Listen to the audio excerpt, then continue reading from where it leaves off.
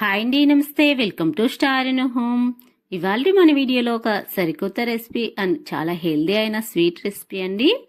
పెసరపప్పుతో అయితే ఈ రెసిపీని అయితే ప్రిపేర్ చేశానండి. చాలా అంటే చాలా టేస్టీగా ఉంటుంది, కొద్దిగా వెరైటీగా కూడా ఉంటుందండి. మరి ఈ రెసిపీ చేసే ముందు అయితే ఒక చిన్న రిక్వెస్ట్ అండి. రెసిపీ నచ్చినట్లయితే ఒక చిన్న లైక్ అయితే ఇవ్వండి ఫ్రెండ్స్. ఇక్కడ నేనైతే 1/4 కప్పు పెసరపప్పునైతే తీసుకున్నానండి. ఒక బౌల్లో వేసి 1-2 సార్లు నీట్గా వాష్ చేసుకున్నాను. అలానే నీళ్లు పోసేసి మంచిగా అయితే కుక్ చేసుకోవాలండి. మంట సిమ్ టు మీడియం ఫ్లేమ్లో ఉంచుకొని అయితే మనం ఈ పెసరపప్పును మెత్తగా ఇలా వీడియోలో చూపిస్తున్న విధంగా ఉడికించుకోవాలి. ఇలా ఉడికించుకున్న పెసరపప్పును ఒక 2-3 నిమిషాలు చల్లార్చిన తర్వాత పెసరపప్పు అయితే చల్లారిపోతుంది. అప్పుడు మనం ఈ పెసరపప్పును ఒక మిక్సీ జార్లో అయితే వేసుకోవాలండి. మిక్సీ జార్లో వేసుకొని మీకు వీలైనంత మెత్తగా మిక్సీ వేసుకోవాలి. ఇందులోకి ఎటువంటి నీళ్ళు కూడా అవసరం లేదండి. ఇది మామూలుగానే దీంట్లో 1 టేబుల్ స్పూన్ అన్ని నీళ్ళు అయితే వస్తాయి కదండి. ఆ నీళ్ళే చక్కగా సరిపోతాయి.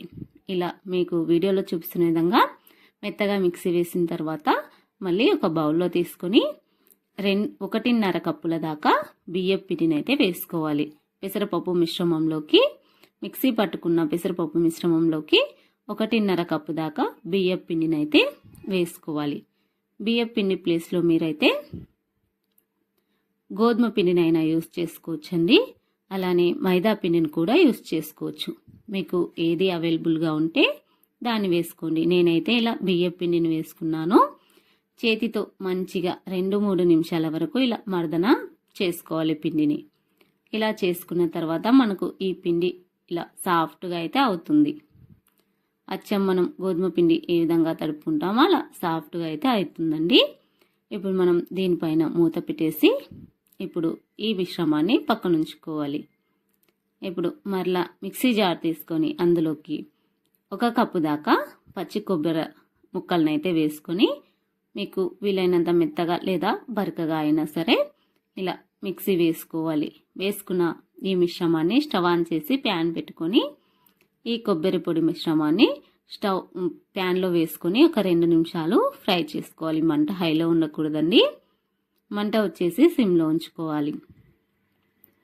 ఇలా చక్కగా 2 నిమిషాలు వేగిన తర్వాత పచ్చి కొబ్బరి అస్సలు కలర్ మారకూడదండి. అలానే 1 కప్పు పచ్చి కొబ్బరి ముక్కలకు వచ్చేసి 1/2 కప్పు దాకా బెల్లం తురుమునైతే వేసుకోవాలి. క్వాంటిటీ అయితే చక్కగా సరిపోతుందండి.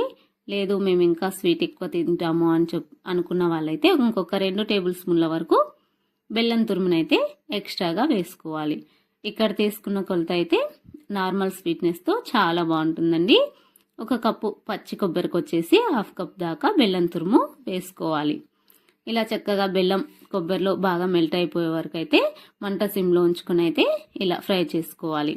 ఇప్పుడు కొద్దిగా ఇలాచీ పౌడర్ వేసుకోవాలండి. ఇలాచీ పౌడర్ వేసుకోవడం వల్ల టేస్ట్ అయితే చాలా బాగుంటుంది, ఫ్లేవర్ కూడా చాలా బాగుంటుంది. ఇప్పుడు స్టవ్ ఆఫ్ చేసుకోవాలండి. అప్పుడే మీకు బెల్లం పూర్తిగా కరిగిపోయింది అనుకోండి, ఈ మిశ్రమం అయితే చక్కగా రెడీ అయిపోయినట్లేనండి.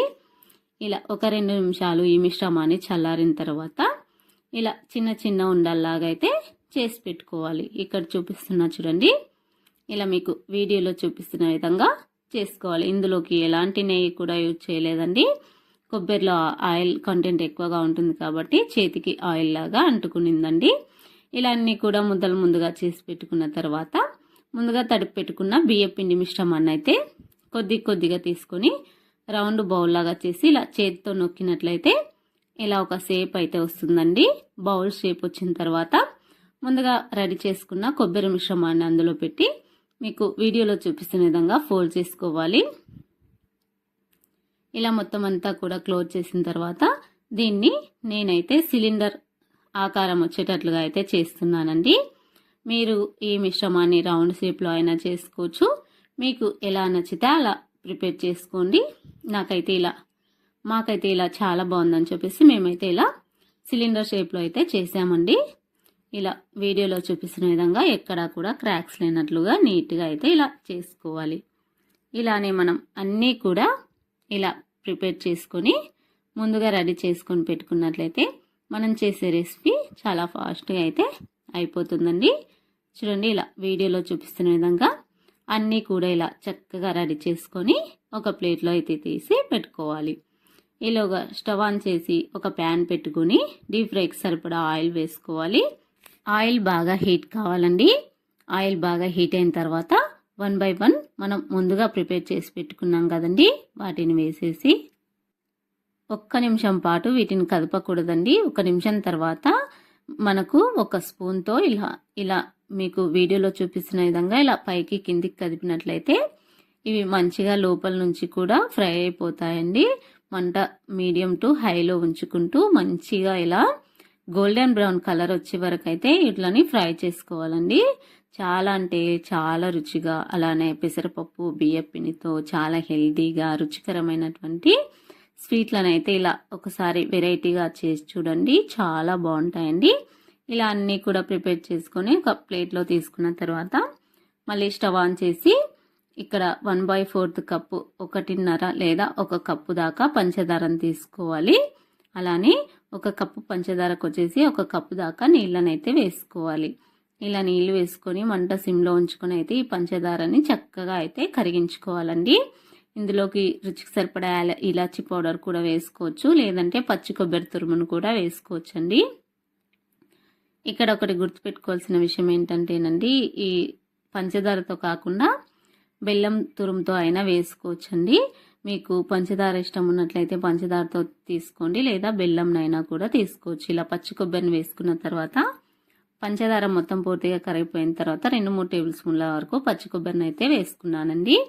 ఇలా చక్కగా ముందుగా ఫ్రై చేసి పెట్టుకున్న వాటిని ఈ పంచదార పాకంలో అయితే వేసి, ఎలాంటి పాకం కూడా రానవసరం లేదండి, ఈ పంచదార పాకంలో వేసి మంచిగా అయితే ఫ్రై చేసుకోవాలండి. ఒక 2 నిమిషాలు ఇలా ఫ్రై చేసుకున్నట్లయితే మనకు పైన చాలా స్వీట్గా పంచదార పాకాన్ని బాగా అబ్జర్వ్ చేసి చాలా రుచిగా ఉంటాయండి. ఇలా అయిన తర్వాత ఒక 2 నిమిషాలు మూత పెట్టేసి స్టవ్ ఆఫ్ చేసి ఒక 2 నిమిషాలు మూత పెట్టేసి పక్కన ఉంచుకోవాలండి. ఇక్కడ నేను ఒక బౌల్లో అయితే వేసేసుకున్నానండి. ఇలా వేసుకోవడం వల్ల పాక అనేది బాగా పట్టి చాలా రుచిగా ఉంటాయండి. మనం చేసే ఇంటికి ఎవరైనా చుట్టాలు వచ్చినప్పుడు, లేదంటే పిల్లలు ఏదైనా స్వీట్ తినాలి అన్నప్పుడు ఇలా హెల్తీగా బెల్లం అండ్ పెసరపప్పుతో అయితే ఇలా ఒకసారి చేసి చూడండి. అందరూ కూడా ఆశ్చర్యపోతారండి, అంత బాగుంటుందండి. ఈ స్వీట్ రెసిపీ వచ్చేసి కొద్దిగా చల్లారిన తర్వాత మీకు తుంచి అయితే చూపిస్తా చూడండి. చాలా అంటే చాలా రుచిగా, చాలా టేస్టీగా అండ్ ట్రెడిషనల్ స్వీట్ లాగా అయితే ఉంటుందండి. తప్పకుండా మరి ఒకసారి ట్రై చేసి మరి మీకు ఎలా వచ్చిందో కూడా కామెంట్స్లో తెలియచేయండి. చాలా సింపుల్ అండి, కంపల్సరీ ట్రై చేయండి. వీడియో చూసేవాళ్ళు వీడియోని చూడనట్లుగా మీకు ఈ వీడియో నచ్చినట్లయితేనే ఒక చిన్న లైక్ అయితే ఇవ్వండి ఫ్రెండ్స్. మళ్ళీ అలానే మీ ఫ్రెండ్స్ అండ్ ఫ్యామిలీకి కూడా షేర్ చేయండి. వీడియో అయితే ఇంతేనండి. మరొక సరికొత్త రెసిపీతో అయితే మళ్ళీ మీ ముందుకైతే వస్తాను. ఇంతవరకు వీడియో చూసినందుకు ధన్యవాదాలండి. మరి ఇంకొక రెసిపీతో కలిసే ముందైతే మీకు ఈ రెసిపీ నచ్చినట్లయితే షేర్ చేయండి, లైక్ చేయండి, సబ్స్క్రైబ్ చేసుకోండి. Thank you.